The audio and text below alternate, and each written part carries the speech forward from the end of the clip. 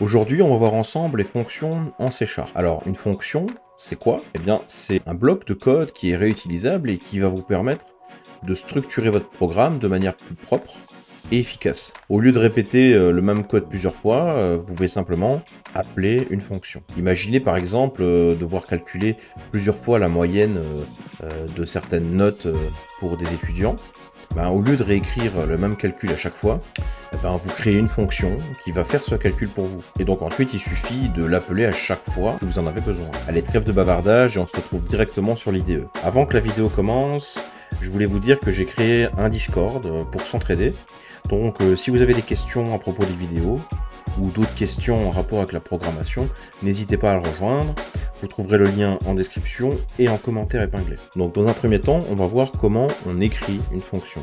Donc tout d'abord, on doit indiquer le type de retour de la fonction. Est-ce qu'on va retourner un entier, une chaîne de caractères, un nombre réel, etc. etc. Donc dans un premier temps, on va nous écrire un type qui s'appelle void. En fait, void, ça veut simplement dire que ça ne retourne rien. Et ici, on va simuler une rencontre avec un alien. Donc, je vais mettre rencontre alien. Donc on lui donne un nom, c'est rencontre alien, ensuite suivi de 2 parenthèses, et enfin de 2 accolades. Alors, au niveau des parenthèses, on va pouvoir ici ajouter des paramètres. Ça s'appelle des paramètres de fonction. Donc ça veut dire qu'on va pouvoir lui donner des valeurs d'entrée. Ensuite, il va calculer, faire des choses à l'intérieur, et ensuite nous renvoyer une valeur. Dans ce cas-ci, void ne va rien renvoyer, mais vous avez l'idée. Donc concrètement, ici, j'aurais pu faire int test, int test2 par exemple. Voilà. Et donc j'aurais pu ici avoir accès à ces données, et ensuite pouvoir calculer ou faire des choses avec, pour ensuite retourner une valeur de retour. Dans un premier temps, on ne va pas utiliser ces paramètres. Ici, on va d'abord créer notre générateur de nombres aléatoires. Donc, je fais ici numberGen est égal à new random. Ensuite, on va créer le nom de notre alien. On va ici faire une interpolation en chaîne de caractères. Il va s'appeler x quelque chose, qui va être ici numberGen.next entre 10 et 9999.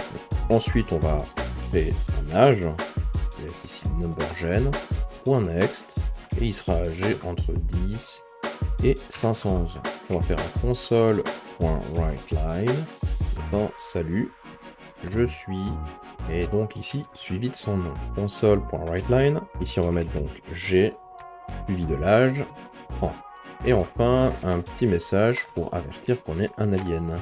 Ah, en fait, je suis un alien. Alors, qu'est-ce qui va se passer si maintenant je lance ma fonction? Comme vous voyez, il ne se passe absolument rien, puisque il faut maintenant que j'appelle ma fonction.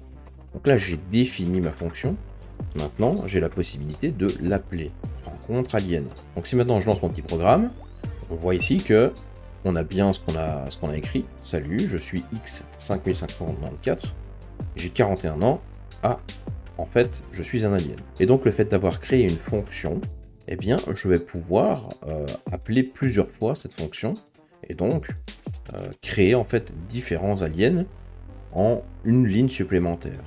Donc concrètement, si ici je mets console.writeLine, et que j'ajoute ici une petite séparation, et que je rappelle de nouveau rencontre alien, et bien ici, j'en ai bien créé 2 différents, en ayant appelé du coup la même fonction, 2 fois.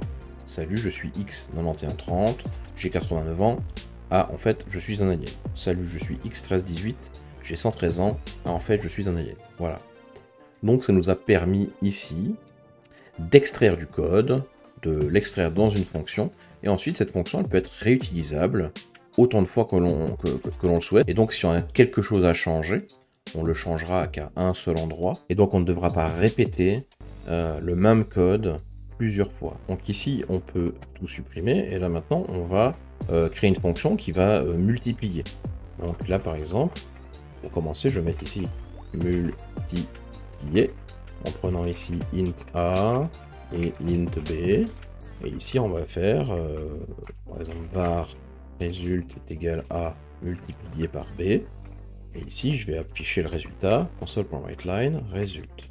Donc maintenant si j'appelle multiplier et que je mets ici par exemple 2 fois 5, et que je remets ici multiplier 5 fois 10 par exemple, et que je lance ma fonction, on a bien ici 10 et 50.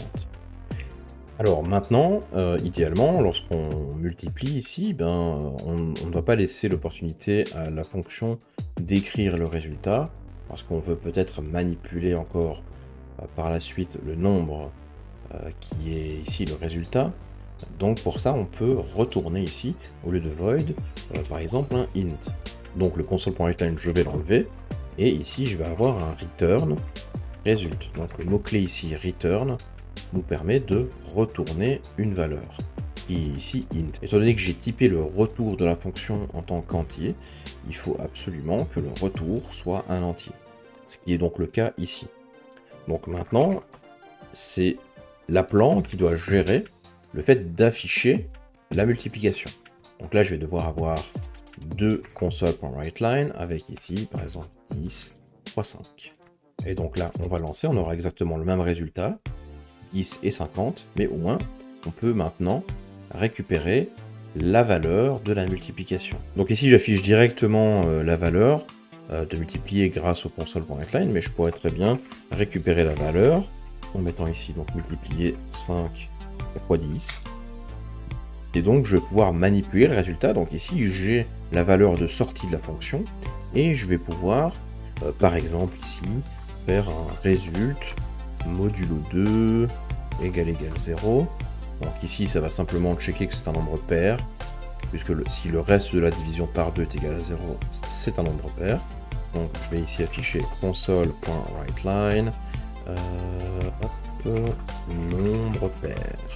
Sinon, on va mettre ici console.writeLine, nombre impair.